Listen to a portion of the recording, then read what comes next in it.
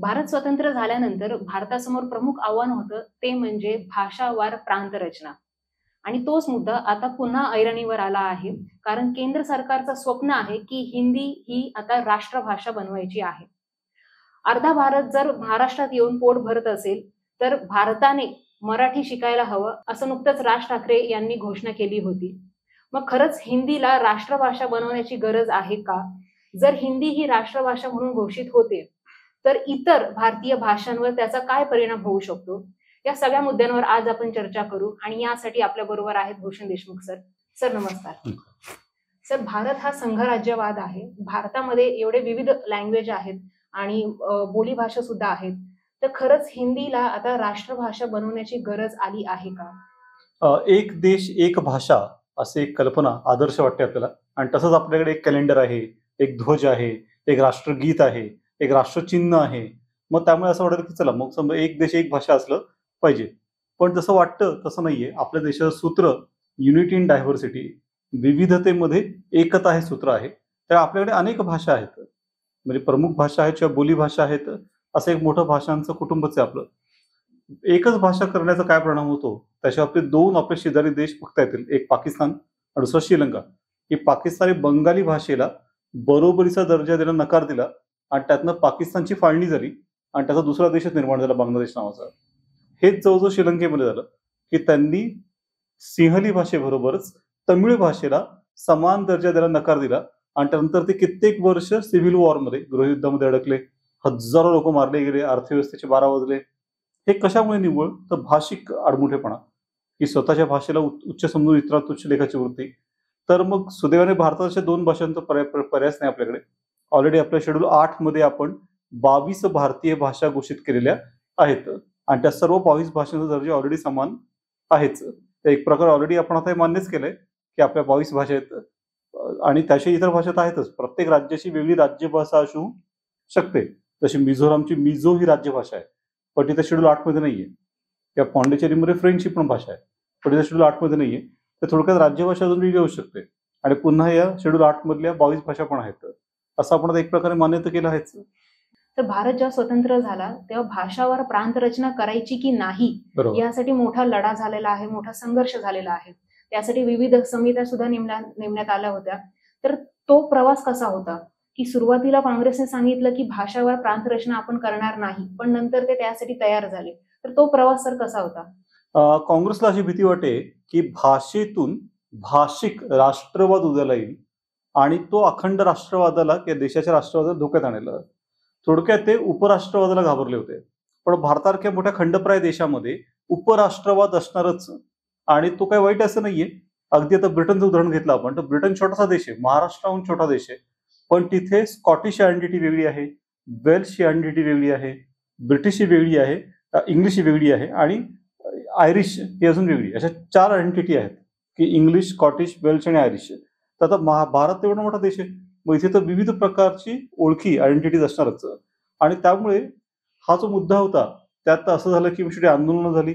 त्यात 1953 साली आंध्र प्रदेश हे पहिले भाषिक राज्य निर्माण केलं.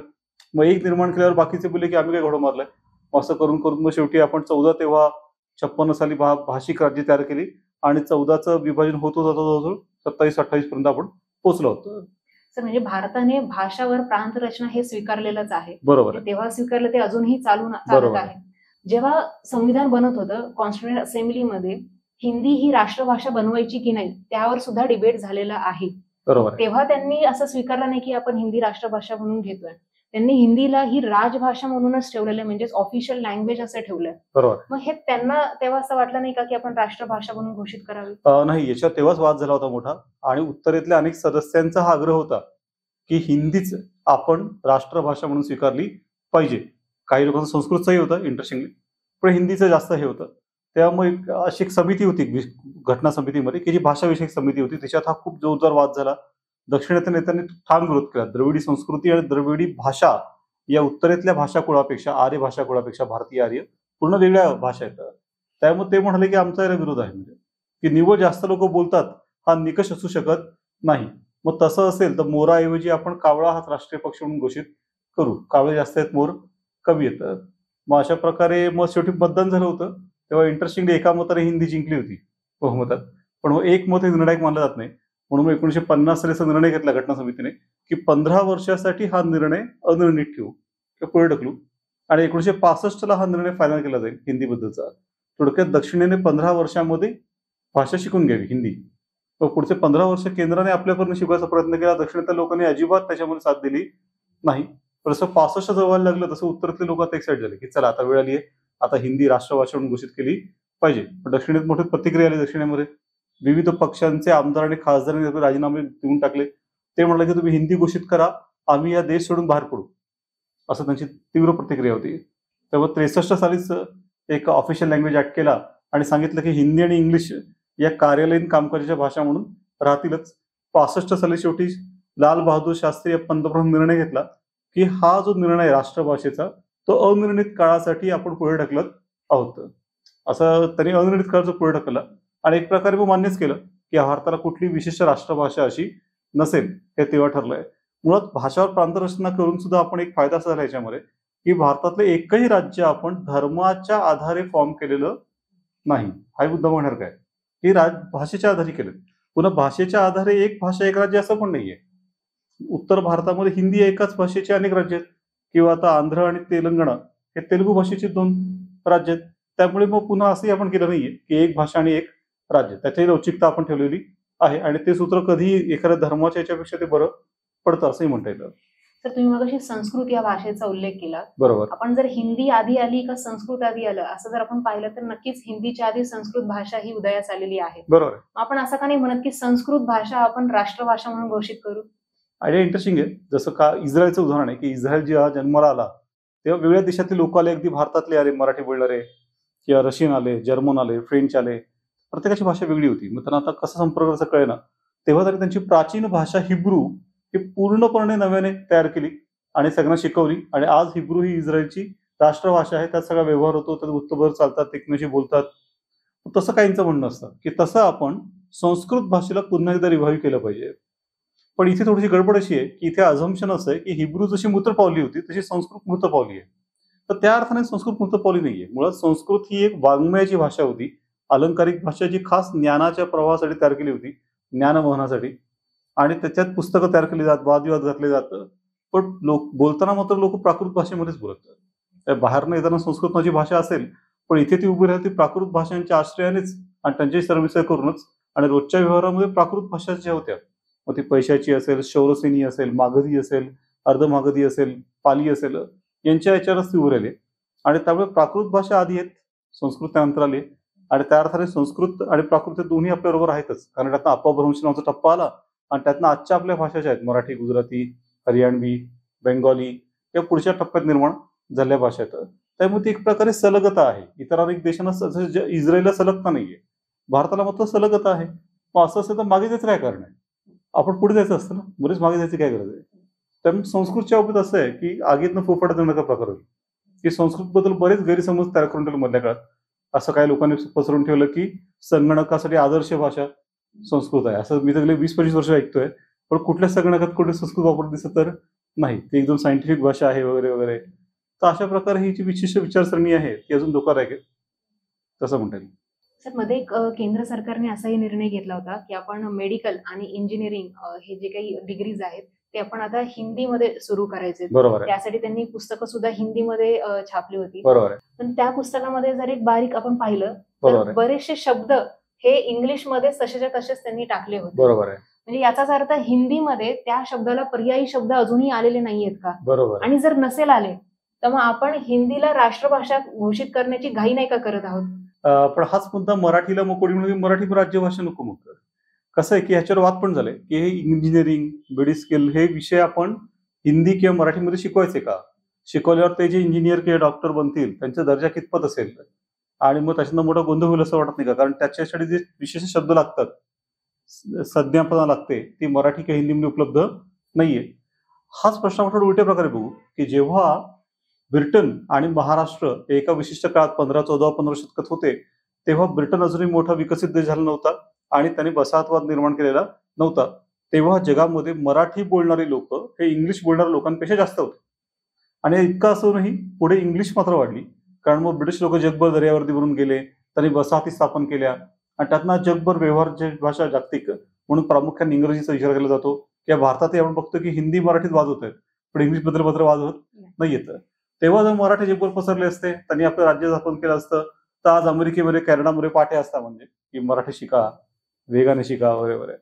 तर तसं होऊ शकलं नाही. त्यामुळे मग पुन्हा मराठी विकसित झाली नाही कारण तिला आपण ज्ञान भाषेत रूपांतरित केलं नाही म्हणून ती झाली नाही. बोली भाषा ती आपली होतीच, मायबोली तर ती आहेच, पण तिचं ज्ञान भाषेत आपण रूपांतर केलं नाही म्हणून ती कसं झाली की हिंदीचे तेच आहे.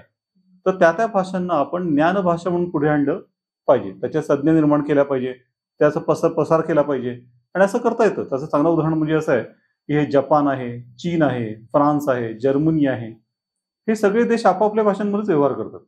त्यांचे सगळे विषय जपानमध्ये ते मेडिसिन किंवा इंजिनिअरिंग हे काही इंग्लिशमध्ये शिकत नाहीत, ते जापनीज भाषेमध्ये शिकतात. हे चीनमध्ये चायनीज भाषेमध्ये शिकतात किंवा फ्रान्समध्ये फ्रेंचमध्ये आणि जर्मनीमध्ये जर्मन भाषेमध्ये शिकतात. मग ते चांगल्या दर्जाचे इंजिनियर नसतात का किंवा ते चांगल्या दर्जाचे डॉक्टर नसतात का? तर मला वाटतं मग त्यांनी हा न्यूनगंड नाही बाळगलाय. हा एक थोडासा आपला एक प्रॉब्लेम होतोय की भारताला विकसित तर व्हायचं आहे, पण आपण इंटरेस्टिंग असं बघितलं तर जगातले सगळे विकसित देश आहेत तरी आपापल्या मातृभाषांना पुढे घेऊन ते गेले आणि त्यातनं विकसित झाले. जसं फ्रान्स विकसित आहे फ्रेंच भाषेमध्ये, किंवा जर्मन भाषेमध्ये, किंवा ब्रिटन इंग्लिशमध्ये आहे कारण त्याची ती मातृभाषा आहे, जपान जापनीज भाषेमध्ये आहे. जगातला एकमेव देश जो स्वतःच्या नसलेल्या भाषेमध्ये विकसित व्हायचा प्रयत्न करतोय आणि तो म्हणजे भारत हा आहे. त्यामुळे मग ऐसा भी होता है देश भारत आहे असं म्हणतो आपण, त्यातला हा एक प्रयोगच आहे. कितपत यशस्वी होतो मला तरी माहिती नाही. म्हणजे तर आता तुम्ही विकास आणि भाषा हा मुद्दा तुम्ही सर सुरू केलेला आहे, तर खरंच एखादी भाषा जर आपण स्वीकारली तर एखाद्या व्यक्तीचा विकास होऊ शकतो का? म्हणजे हिंदी जर आपण स्वीकारतोय किंवा हिंदी भाषा जर ही राष्ट्रभाषा म्हणून आपण घोषित करतोय तर खरंच लोकांचा किंवा एका व्यक्तीचा विकास होऊ शकतो का? त्याला रोजगार मिळू शकतो का? तो उत्तम उत्तम डिग्रीज घेऊ शकतो का फक्त हिंदीमध्ये, जर आपण ती राष्ट्रभाषा घोषित करतोय तर ते खरंच शक्य आहे का की भाषा जर आपण निवडतो तर विकास सुद्धा आपला होईल? तसं काही हरकत नाही. जसं आज चर्चा केली की प्रत्येक भाषेचाच विकास झाला पाहिजे. मुळात भारतात राष्ट्रभाषा नाही, तर हिंदी राष्ट्रभाषा नाही, सर्व 22 भाषेचा दर्जा समान आहे. त्या सर्व भाषांना आपण पुढे आणलं पाहिजे, त्यांचा गौरव केला पाहिजे, कोणत्याही भाषेचा दुस्वास करता कामा नये. प्रत्येक भारतीयाने एक तरी इतर भाषा शिकली पाहिजे. साने गुरुजींचं आंतरभारती नावाची एक संकल्पना होती, त्यात हीच कल्पना होती की प्रत्येक भारतीयाने दुसरी एखादी भाषा शिकली पाहिजे, त्या भाषेतलं साहित्य, त्या भाषेतले सिनेमा याचा आस्वाद घेता आला पाहिजे. त्यातनं भारताचं एकत्रीकरण, अखंडता यात भर पडेल आणि चांगल्या प्रकारे भारत एकजीव होईल असं त्यांचं म्हणणं होतं. तर खूप चांगल्या कल्पना आहे सगळ्या, पण मग तसं करता येणार नाही का? तर करता येईल, पण फक्त एकाच भाषेत ते करायचंय का हा एक मोठा मुद्दा आहे. की हिंदीच का म्हणून? जशी उत्तर भारतातल्या काही लोकांची हिंदी मातृभाषा आहे तशी महाराष्ट्रातल्या लोकांची मराठी मातृभाषा आहे, किंवा कर्नाटकातल्या लोकांची कन्नड ही मातृभाषा आहे, किंवा गुजराती लोकांची गुजराती भाषा आहे. मग त्यांच्या भाषेत त्यांनी विकसित का नाही व्हावं? त्यात काय अडचण आहे समजा? तर तसं काय अडचण नाही, मला तरी वाटत नाही. तो निर्णय आपण ऑलरेडी एक टप्पा आपण घेतलाय की आपण कोणत्याही भाषेत राष्ट्रभाषा घोषित केला नाही. आता पुढचा टप्पा आहे की त्या भाषांचा विकास करून त्यांना पुढे आणून असं भरपूर भाषा पुढे आणून देशाला पुढे नेणं. एकच भाषा आणून पुढे नेलं पाहिजे असं भारताच्या बाबतीत संभवत नाही.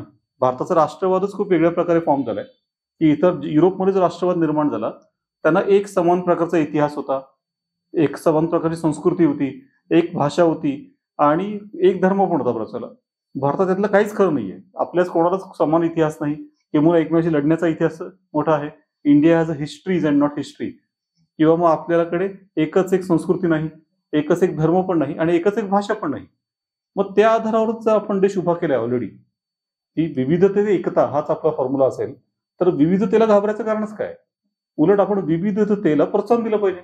We should celebrate the diversity, unity will follow. तेच आपण डायव्हर्सिटी संपवायला बघितलं की नाही एकच भाषा आपण राष्ट्रभाषा करू तर आपली युनिटी सुद्धा संपुष्टामध्ये येईल. हा प्रयोग चायना करत आहे. चायना असं जबरदस्ती करतं लोकांवर की मॅन्डरिनची ही चायनाची एक ऑफिशियल भाषा आहे, जशी आपल्याकडे संस्कृत टाईप, ती भाषा पूर्ण चायनावर लादायची आणि सगळं त्या भाषेमध्ये करायचं. खरं तर चायनामध्येही अनेक स्थानिक भाषा आहेत, त्याच्या आपापल्या पद्धती महत्वाच्या आहेत, पण चायना सगळ्यांना दाबायला बघतंय आणि संपवायला बघतंय. तर ते खूप वाईट आहे. लोकांना खूप वाईट वाटतंय म्हणजे जास्त बोलता येत नाही. तसं आपल्याकडे लोकशाही असल्यामुळे बोलू शकतो, पण तसं भारतामध्ये होता कामा नाही. सगळ्या भाषा टिकल्या पाहिजेत हे निश्चित. केंद्र सरकार सर हिंदीचा आग्रह कशासाठी करते तर जास्त प्रमाणात बोलली गेलेली भाषा म्हणजे हिंदी आहे. उत्तर प्रदेश असेल, मध्य प्रदेश आहे, बिहार आहे, तर यांच्यामध्ये जास्त करून मातृभाषा जी बोलली जाते ती हिंदी आहे. 2011च्या जनगणनेनुसार 52 कोटी जनता भारतातील ही हिंदी भाषिक होती, म्हणजेच त्यांची मातृभाषा ही हिंदी होती. पण त्याच्यामध्ये असं सांगण्यात आलं होतं की 65 इतर मातृभाषा ज्या आहेत त्यांचा समावेश हिंदीमध्ये करण्यात आला. उदाहरण द्यायचं झालं तर भोजपुरी. 2011 नुसार भोजपुरी बोलणाऱ्यांची संख्या ही 5 कोटी होती आणि त्या 5 कोटी जनतेने असं सांगितलं होतं की आमची मातृभाषा ही भोजपुरी आहे.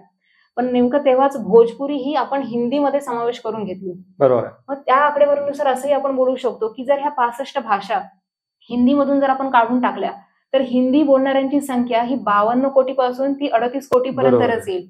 याचाच अर्थ आपण असा घेऊ शकतो का की हिंदी या भाषेने इतर स्थानिक भाषा किंवा इतर जे बोली भाषा आहेत तर त्यांना गिळंकृत केलेलं आहे. जसं की अवधी आहे, मैथिली आहे, भोजपुरी, खडी बोली, ब्रज भाषा आहे. मग हा आरोप खरंच आपण सिद्ध करू शकतो का? भाषिकदृष्ट्या तो सिद्ध करता येईलच. कारण आता आपण नॉर्थ इंडियाला हिंदी बेल्ट म्हणतो आणि तो पूर्ण बसरलेला आहे म्हणतो आणि आपलं असं वाटतं की एकच एक हिंदी नावाची भाषा आहे. प्रत्यक्षात हिंदी ही एक जेनेरिक आयडिया आहे की 2 उत्तर भारतातील लोक एकमेकांना भेटले की ते हिंदीत बोलतात. पण याचा अर्थ त्यांची ती मातृभाषा असं तसं काही नाही. तर म्हटल्याप्रमाणे खडी बोली आहे, अवधी आहे, फैजपुरी आहे, भोजपुरी भाषा आहे, भिल्ल लोकांच्या भाषा आहेत, राजस्थानी ही वेगळी पुन्हा भाषा आहे. अशा खूप इंटरेस्टिंग वेगळ्या प्रत्येकाच्या भाषा आहेत. मारवाडी भाषा वेगळी पुन्हा. त्या सगळ्या भाषांना मिळून आपण हिंदीचं एक हे देतोय. पण त्यामुळे मग त्या भाषांच्या लोकांनी तक्रारच आहे की हिंदी आमच्यावर डॉमिनेट करते आणि आमचं वैशिष्ट्य संपवते, आमचं भाषिक संपदा संपवते आणि स्वतःला पसरवलं बघतंय. तर त्यामुळे असं ऑलरेडी होतंय. तर त्यामुळे तसं न होता आपण सगळ्या भाषांच्या विकासाला महत्त्व दिलं पाहिजे आणि हे मराठीलाही पण लागू आहे. खुद्द महाराष्ट्रामध्ये 56 विविध भाषा आहेत. आता तुम्ही मराठी भाषेचा उल्लेख केला तर काही दिवसांपूर्वी आपल्या सरकारने, महाराष्ट्रातील सरकारने हिंदी ही अनिवार्य केली होती, कंपल्सरी केली होती आणि जेव्हा महाराष्ट्रातून जनतेचा किंवा काही राजकीय पक्षांचा जेव्हा विरोध सुरू झाला तर हा डिसिजन पण त्यांनी मागे घेतला. बरोबर. पण जर हिंदी ही अनिवार्य करतोय आपण तर मग मराठीचं भवितव्य काय? एकीकडे आपण मराठीला क्लासिकल लँग्वेज म्हणून दर्जा दिला तर ते सेलिब्रेट करतोय, तर दुसरीकडे मराठी भाषेत जे काही शाळा आहेत त्या बंद पडतायत. मराठीचं भवितव्य पुढे काय राहणार आहे? पहिलीपासून हिंदी अनिवार्य करण्यासारखाच निर्णय होता. ऑलरेडी 5वी पासून मुलं हिंदी शिकतातच आहेत. त्याच्याबद्दल काही वाद नाहीयेत आणि हिंदी तशी मराठी लोकांना अशी येत असते. आजूबाजूला वातावरण आहे. हिंदी सिनेमा आपण बनवतो इथे आणि चालवतो, त्याला मोठा पाठिंबा आपला आहे. त्यामुळे मग 70% शब्दही समान आहेत, लिपीही समान आहे देवनागरी. त्यामुळे मग तसं काही हिंदी शिकवायला लागते असं मला वाटत नाही. तिथे एक प्रकारचा व्यवहाराचा भागच आहे. उलट अशी दुसरी एखादी भाषा शिकलेली परवडली, कारण हिंदी तर अशी येत असते आपल्याला. तो मुद्दा नाहीये. मुद्दा हा आहे की ती पहिलीपासून अनिवार्य करण्यामागे काय कारण आहे? का आपल्याला ते उत्तरेतले हे गाय बेल्ट ज्याला म्हणतात, गायपट्टा, त्याचा एक भाग बनवायचा आहे, त्याचाच कल्चरली भाग बनवायचा आहे. जसं हनुमान चालीसा आली पाहिजे पुढचा टप्पा, मग की तुम्ही म्हणजे हनुमान स्तोत्र म्हणू नका, तर हनुमान चालीसा म्हणा. म्हणजे मग ती तुम्हाला येत नाही कारण तुम्हाला हिंदी येत नाही, मग तुम्ही ती हिंदी शिकून घ्या. मग ते अशा प्रकारे त्या प्रकारचं राजकारण आहे का, तर हे समजून घेणं आवश्यक आहे. एव्हरीथिंग पर्सनल इज पॉलिटिकल, ह्याचा त्याहून मोठे निर्णय आहेत. मग त्यात निश्चितच काही इंटरेस्टिंग राजकारण आहे ते आपण समजून घेतलं पाहिजे. मग काही लोकांचा आरोप असा आहे की मुळात हे सगळं हिंदी राष्ट्रवाद त्या प्रकारचं हे राजकारण होतं आणि त्यातनं थोडंसं म्हणजे धार्मिक त्याला अंग पण येतं. मग की उर्दू ही परकीय भाषा आणि मुसलमानची भाषा आणि हिंदी ही हिंदूंची भाषा. आता खरं तर हिंदी उर्दू एकत्रच जन्माला आले आणि एकत्रच वाढलेल्या भाषा आहेत. तर अशा प्रकारे बघणं हीच आयडिया इंटरेस्टिंग आहे. उर्दू ही तितकीच भारतीय जितकी हिंदी आहे. पण मग अशा प्रकारे स्वातंत्र्य लढ्याच्या काळातच हा फरक पडला की मग उर्दू लिहिणं थांबवलं बऱ्याच जणांनी आणि ते फक्त हिंदीत लिहायला लागले आणि मग पाकिस्तानने ठरवून उर्दू ही भाषा आपली राष्ट्रभाषा म्हणून घोषित केली. त्यातनं तर हा समज होऊन पक्का झाला की जसं काही उर्दू ही मुसलमानची भाषा आहे आणि हिंदी ही हिंदूंची भाषा आहे. तर अशा प्रकारे धर्माला भाषा जोडणे आणि प्रांताला भाषा जोडणे आणि अशा प्रकारे ते करणं हे भारताच्या एकूण फॉर्म्युलावर बसत नाही. या सगळ्यामध्ये मराठीची गळचेपी होतेच ना. कुसुमाग्रजांनी म्हटल्याप्रमाणे की आपल्याच घरात हाल सोसते मराठी, ही खुद्द मराठी इतकी अडचणीत आहे ऑलरेडी की नवीन शाळांना सरकार परवानगी देत नाही, अनुदान देत नाही, शाळांची ऑलरेडी स्थिती वाईट आहे. तर मराठी ऑलरेडी कॉर्नर्ड झाली आहे. ऑलरेडी इंग्लिशमुळे बऱ्याचशा भाषा हिंदी सकट अडचणीत आल्यात आणि त्यात अजून आता हिंदीने पण अजून हे करायचं दुसऱ्या साईडने चेपायचं. मग मराठी कधी पुढे आणणार? अभिजात भाषेचा उपयोगच काय आहे? या मराठी भाषा विद्यापीठ स्थापन करून सरकारने कित्येक वर्षे घोषित केलंय, पण ते स्थापितच केलेलं नाहीये. तसं का होतंय? म्हणजे ते का स्थापित केलं जात नाहीये? आणि त्यातनं असं दिसतं की बऱ्याच वेळेला नुसतं लिप सर्व्हिस म्हणजे आपण बोलण्यासाठी मराठीला महत्व देतोय, पण तितक्या प्रमाणामध्ये आपण मराठीला जोमदारपणे पुढे आणत नाहीये जितक्या प्रमाणात आपण आणलं पाहिजे. त्यामुळे मग पूर्ण फोकस हा आपण मराठी साहित्य, मराठी कला, विज्ञान, संस्कृती, पुस्तकं आणणं. समजा आपण एक मोठा ट्रान्सलेशन ब्युरो बसून उत्तम ज्या पुस्तकांचं हे संपून गेले ऑलरेडी, म्हणजे याचा मुद्दा रॉयल्टीचा वगैरे, ते सगळी पुस्तकं मराठीमध्ये आणली पाहिजे. जपानने हे केलं. जपानने एकाच वेळी लाखो इंग्लिश पुस्तकं जॅपनीजमध्ये आणली. तसं आपण मराठीत का नाही करत? उत्तम ज्ञान मराठीत का नाही आणत? का मराठीत वाचायला देत नाही लोकांना आपण भरपूर, किंवा भरपूर पुस्तकं छापून स्वस्तांमध्ये ते लोकांना वाटू आपण, काय फार खर्च होणार नाही. अशा अनेक इंटरेस्टिंग कल्पना करता येतील आणि त्यातून आपण मराठीतला भाषा व्यवहार वाढवू शकतो. फक्त इच्छाशक्ती मात्र हवी. तर हा मराठी भाषा, मराठी साहित्याचा जेव्हा विषय येतो तेव्हा आपल्याकडे अखिल मराठी साहित्य संमेलन वगैरे भरतात, पण ती नेहमीच वेगळ्या कारणासाठीच ती चर्चेमध्ये असतात, की ते पण पॉलिटिकल रिझनच असतात. एक्झॅक्टली. मग जर तेच म्हणजे तिथेच जर हे सुरू असेल तर मग स्थानिक पातळीवर शाळा किंवा विद्यार्थ्यांच्या पातळीवर मराठी कशी शिकली जाईल किंवा कशी ती खालीपर्यंत जाईल? कारण की राजकीय नेतृत्व कमी पडतंय किंवा राजकीय आकांक्षा मराठी वाढवण्यासाठी जी आकांक्षा असायला हवी ती कमी पडतीये का? त्यासाठी आपल्या दक्षिणेतल्या राज्यांकडून शिकता येणार का आहे. तामिळनाडू आहे, केरळ आहे, कर्नाटक आहे, हे आपल्या भाषेच्या बाबतीत फार पर्टिक्युलर असतात. ते कधीच भाषेला दुय्यम स्थान देऊ देत नाही.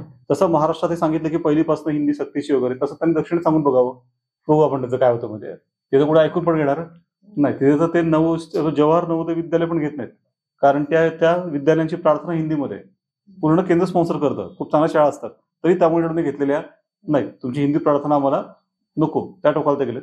तसं आपण करणं अपेक्षित नाही, काही बरोबर पण नाही.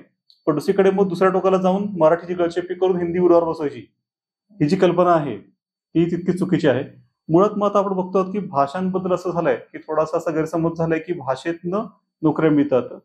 तर ते थोडंसं पूर्णपणे खरं नाहीये. की तुम्हाला जर इंग्लिशने नोकऱ्या मिळवायच्या असतील आणि म्हणून तुम्ही इंग्लिश मिडियममध्ये टाकताय मुलांना, तर तुमचं असं आकांक्षा आहे की तुम्हाला मुलांना क्लर्क करायचं आहे. कारण मग क्लेरिकल लेव्हलचं तर अंडरस्टँडिंग मिळतं आणि त्यातनं क्लेरिकल लेव्हलची एक्झाम, त्यावेळी तुम्हाला मुलांना शास्त्रज्ञ बनवायचं आहे, चांगला राजकारणी बनवायचं आहे, चांगला नोकरशाह बनवायचं आहे, ब्युरोक्रॅट, असं खूप मोठ्या स्तरावर न्यायचं आहे. तर बरोबर उलट आहे. तर तुम्ही आपल्या मुलांना मातृभाषेमध्ये शिक्षण द्या. कारण जितके मोठे मोठे लोकांनी कामं केलेली आहेत त्यातले बहुसंख्य लोकांचं शिक्षण हे मातृभाषेत झालेलं आहे. एक चांगलं उदाहरण म्हणजे जे टाटा ग्रुपचे चेअरमन आहेत एन चंद्रशेखरन, ते तमिळ भाषेमध्ये शिकलेले आहेत. मग आता खुद्द आपले पंतप्रधान नरेंद्र मोदींचं शिक्षण गुजराती भाषेमध्ये झालं आहे. मग असं जर असेल तर आपला हा मुलाचा न्यूनगंड आहे, म्हणजे की त्या भाषेमध्येच अभ्यास केल्यावर किंवा शिकल्यावरच मोठं होता येतं, आपल्या भाषेत ते होता येत नाही. मग अशा लॉजिकने जसं शिवाजी महाराज असते तर ते मराठीमध्ये शिकले होते, मग त्यांना तर कुठलंच मोठं कार्य करता आलं नसतं. तर ह्या सगळ्या चर्चेमध्ये एक गोष्ट अशी येते की भारतामध्ये एवढ्या सगळ्या भाषा आहेत, अधिकृत भाषा आहेत 22 भाषा आहेत जे घटनेमध्ये लिहिलेल्या आहेत, राजभाषा आहे हिंदी आणि इंग्लिश आहे, किंवा स्थानिक भाषा असतात, लोकभाषा आपण म्हणतो, बोली भाषा आपण म्हणतो. तर ह्या सगळ्या भाषेचा गुंता हा नेमका सोडवायचा कसा? बरोबर आहे. हा गुंता वाटतो आपल्याला की हा कॉम्प्लेक्स आहे सगळं, एक की गुंता आहे, गुंतागुंतीचं नाहीये, सगळं कॉम्प्लिकेटेड नाहीये. मग तो गुंता म्हणजे काय आहे, तर एक तर पहिले म्हणजे या प्रत्येक भाषेतला प्रत्येक शब्द म्हणजे एक अनुभव आहे, एक अभिव्यक्ती आहे. ती अभिव्यक्ती तर त्या भाषेतच होते. जांगड गुत्ता मराठीत म्हणतो आपण. मग ते हिंदीमध्ये किंवा इंग्लिशमध्ये सांगता येणार नाही, किंवा हिंदीतला एखादा शब्द आहे तो मराठीत किंवा इंग्लिशमध्ये सांगता येणार नाही. बरोबर, तो त्या भाषेचं वैशिष्ट्य आहे. मग असं जर असेल तर तो त्या भाषेतला शब्द किंवा ते वाक्य किंवा तो वाक्यप्रचार गमावणं म्हणजे त्या अनुभवाचा संचित गमावण्यासारखा प्रकार आहे. मग या सगळ्या भाषांचं प्रिझर्वेशन केलं पाहिजे. त्या भाषांचं प्रवाही कशा राहतील यासाठी आपण प्रयत्न केले पाहिजेत. मग या सगळ्यासाठी आपल्याला एआयचा वापर करून घेता येईल ना. की पूर्वी ही तक्रार होती की या भाषांचं भाषांतर कोण करणार, कसं करणार, किती चांगलं होणार आणि किती वेळ जाणार. आता एआयच्या मदतीने धडाधड करताय. तुम्ही ChatGPT टाका की मराठीमध्ये मला करून दे, तो अगदी माणसासारखं ट्रान्सलेट करून देतो. किंवा संभाषिणी किंवा भाषिणी नावाचं ऍप आहे केंद्र सरकारने काढलेलं, ते तर text to speech, speech to text सगळ्या प्रकारे, की समजा आपण कुठे पर्यटनाला गेलो तामिळनाडूमध्ये आणि मराठीत त्या ऍपमध्ये बोललो तर लगेच त्या तमिळमध्ये समोरच्याला ते वाक्य सांगतं, किंवा तो तमिळमध्ये काय बोलला ते शिकवलं लगेच आपल्या मराठीमध्ये सांगतो. इतके इंटरेस्टिंग गोष्टी आहेत की ज्यातनं पर्यटनही वाढवता येतं आणि कुठल्या प्रकारे अडचण न येता सगळं करता शकतं. एकीकडे आपण म्हणतो की जॉब्स नाहीयेत, की आता एआयच्या काळात जॉब्स लोकांना काय देणार, तर हे तर खूप मोठं काम आहे आपल्याकडे. आपण सगळ्या भाषांमध्ये पुस्तकं ट्रान्सलेट करू शकतो. जसं इंग्रजी आणि हिंदी पुस्तकं मराठीत आणली पाहिजे, तशी मराठीतली पुस्तकं अहिराणीमध्ये, कुडाळी भाषेमध्ये, हळबीमध्ये, पोवारीमध्ये, गारमोटीमध्ये, अशा सगळ्या भाषांमध्ये नेली पाहिजे. त्या मुलांना त्या भाषेतली पुस्तकं वाचायला दिली पाहिजे. ते जास्त एन्जॉय करतील, त्यांची शिक्षणाची जो गोडी आहे ते जास्त वाढेल आणि त्यातनं शिक्षणातलं हे पण वाढेल, आपलं म्हणजे दर्जा आणि इंटरेस्ट वाढेल. मग हे सगळं लक्षात घेऊन आपण जर काम केलं तर तंत्रज्ञानाचा वापर केला, भरपूर त्यातनं रोजगार दिला आणि थोडी गुंतवणूक आहे, गुंतवणूक आहे, ही जर योग्य गुंतवणूक आपण केली तर त्याचं खूप चांगलं फळ आपल्याला येणाऱ्या काळामध्ये मिळू शकतं. आणि हिंदीला विरोध जो आहे त्याच्या मागे हे एक सांस्कृतिक कारण पण आहे की भाषा ही एक संस्कृती आहे. मग जेव्हा हिंदी येण्याचा प्रयत्न करते तेव्हा आपली संस्कृती घेऊन येते, मग त्याचा चांगला वाईट चळी घेऊन येते.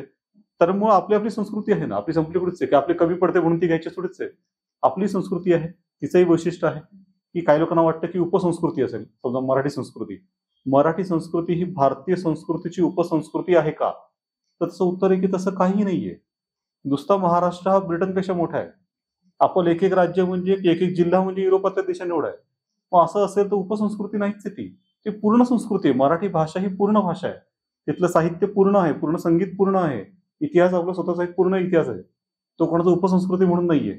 एकाच वेळी आपण भारतीय संस्कृतीचा भाग पण आहोत आणि तरी पूर्णपणे स्वतंत्रपणे संस्कृती पण आहोत. मग असं जर असेल तर त्या भावनेने आपण काम केलं पाहिजे.